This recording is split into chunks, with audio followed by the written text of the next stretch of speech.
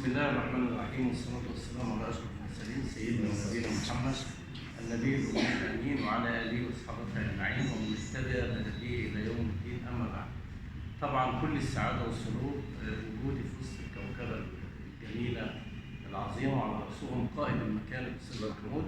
الأستاذ محمود إنسان طيب ومتواضع ومثقف وبجد بأمانة يعني ومشارك في فعاليات المجتمع وكل ما يدور، ويمكن ده دوره كإعلامي أو كمسؤول إعلامي كبير في المحلة. طبعا تحياتي لأستاذنا المؤرخ الكبير الأستاذ أشرف. جبرتي طبعا جبرت المحلة، وانتم عارفين يعني كلمة جبرتي معناها إيه، فالقامة الكبيرة.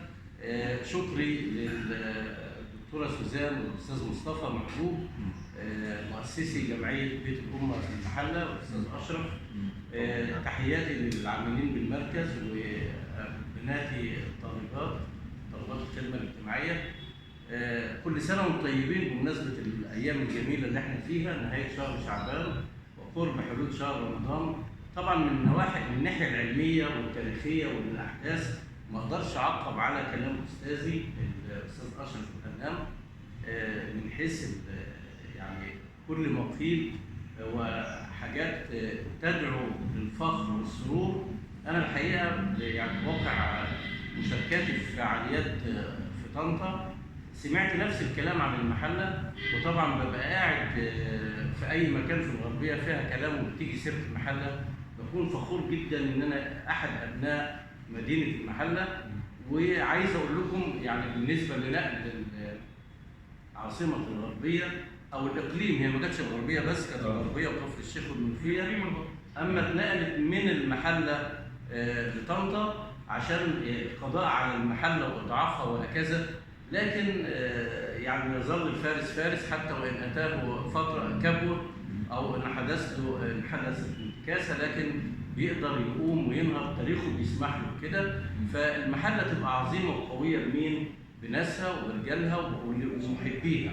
وعايز اقول لحضراتكم يمكن طبيعي يعني برضه سبق لي العمل في الدول العربيه في التدريس. انا كنت لما ابقى في مكان واقول انا من المحله يعرفوا المحله. لو قلت طنطا، لو صدفت وقلت طنطا انا من الغربيه من طنطا محدش يعرف طنطا. فدي حاجات تدعو للفخر. انا محلاوي. كلمه محلاوي ديت صدقوني على مستوى الجمهوريه كلها بتجلب لصاحبها او للانسان اللي بيتصف انه محلاوي او يوصف انه محلاوي بالفخر وبالقوه. محلاوي يعني محدش يعرف يضحك عليا. محلاوي يعني هسد في مكاني واكون مالي المكان كويس قوي. ف يعني من دواعي السرور ان انتم من ابناء المحله، وانا احد ابناء مدينه المحله ومتعصب لها جدا وما استحملش ابدا اي مخلوق يمس المحله في كلمه واحده.